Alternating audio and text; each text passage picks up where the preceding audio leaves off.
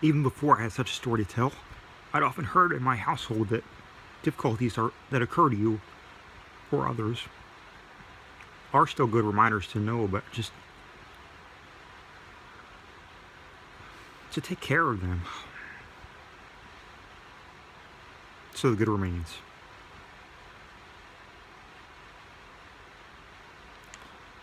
Yet what can you do besides shifting focus on not panicking when the unpredictable times buzz wildly into focus like a swarm of bees?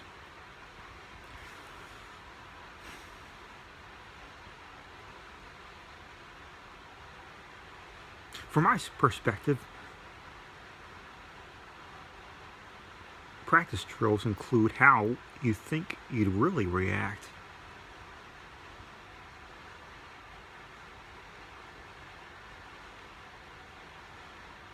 And if it won't help a situation's tensions assuage, pull yourself together.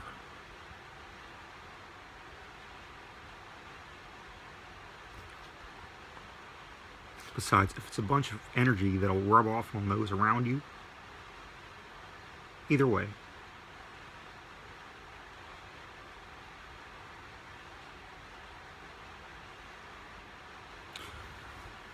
duck and cover is a good example, but we don't go around covering ducks.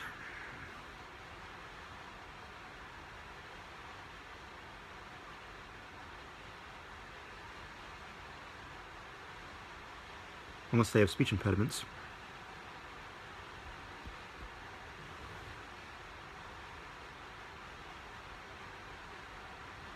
But dear golly, the rumbles and whining, screeching, wailing radio transmission waves when it's no drill. One against the other, let alone which approaches first, makes the biggest supposed tectonic plate under the Earth's crust a mere fossil of the T-Rex it would be in comparison to such a metaphysical beast as whatever I'd call as quakes.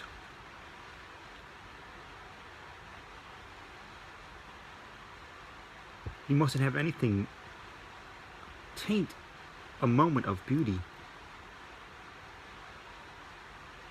Like walking amongst an emerald meadow.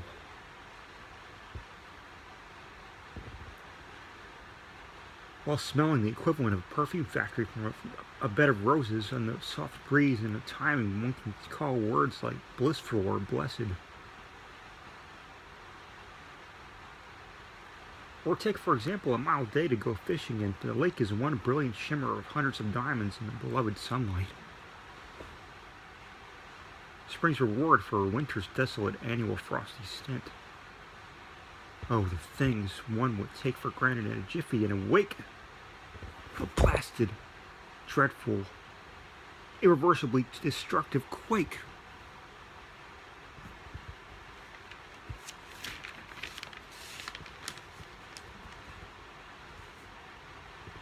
I don't know how many folks generally know someone, or know someone who knows someone, that's experienced in the such. Even for seconds that leave the 6 o'clock news raving about it when it never even came close to splitting the pavement like an overbaked cake. Oh no. I mean a true rattle of the dice. An old snow globe aggressively tossed about like it used to have salt flakes or went out of season. I think you get the picture. Oh, but I'm not being formal here and before getting down to business. My name is Arthur Quentin Marsh.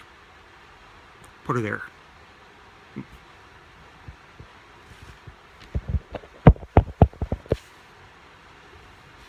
Just call me Art. All my old amigo chums do. Now, I'm sure you're scratching your noggin thinking in a gopher's age, how on earth does one casually go about marketing their profession as quote-unquote earthquake prophet? Well, let me tell you, it does relate to a sort of revelation subject. if thou wilt. That is, provided you aren't a head of lettuce full of tendencies other than consciousness, then by all means, please wait your turn to be sprayed in the produce aisle before they attack the tomatoes.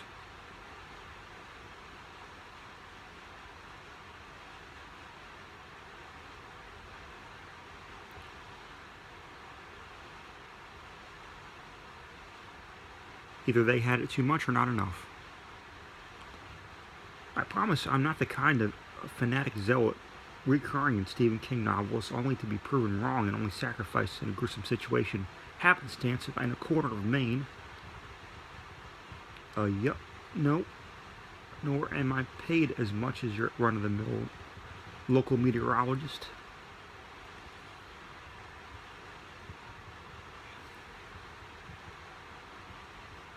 Better to get the stuff I'm not out of the claims first. You feel me?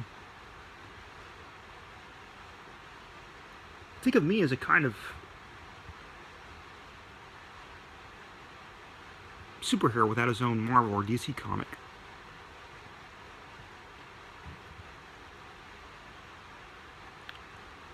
Sure, this is a day and age of instant information, gratification, but that don't mean the reported impending natural disasters won't be magnified to the point of fingers, if some survivors still have fingers after. Yeah.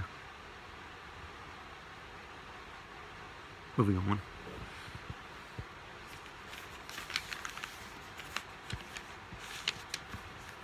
Basically, the change in tectonic plates and determining according area sum up my job as more of an advising technician guidance to evacuate than anything else, so folks just have to take my word for it. I'm no teacher showing a 1950s era black and white duck and cover projector video, no. If folks don't heed my word to scram, they may find my headquarters the hard way when the street crumbles beneath them and they land somewhere soft. Like me. Or Neptune forbid, any of my computerized equipment tracking down tectonic waves. Well, I don't know how soft electrocution is.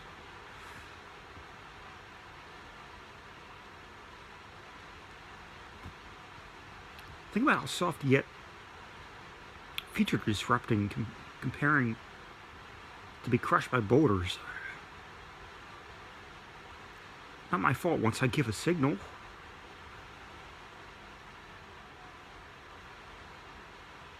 Their fate is in their own hands. This implies there have been accidents or warnings sent too late to the wrong close neighborhoods, even resulting in multiplied unnecessary confused catastrophes. But I've never been blamed directly.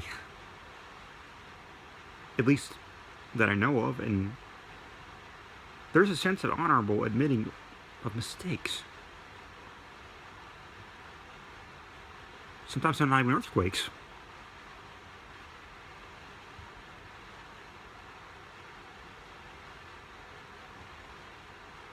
But I do try.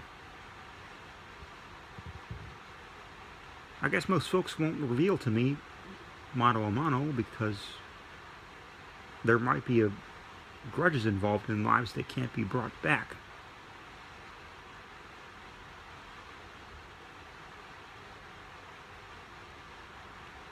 So we'd all walk away with wounds to our conscience.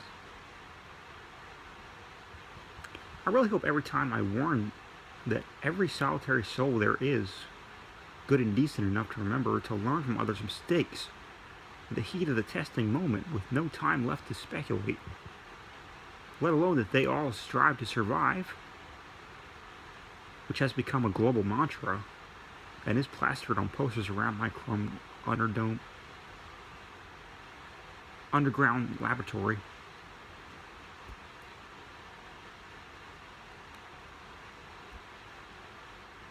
Call me a narcissist, but my face is on the poster. call me the narcissistic mayor of Ecosville, but I'm saving lives like Oprah down here.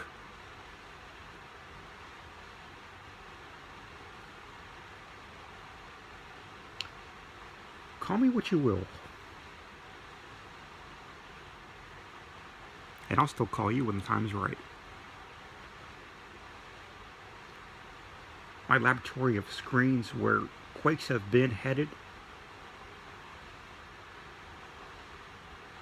and then headed again has been annually expanding. Pretty soon anywhere underground will be my laboratory. So I suggest you grab a lab coat and start studying magma while you're waiting your reason's return.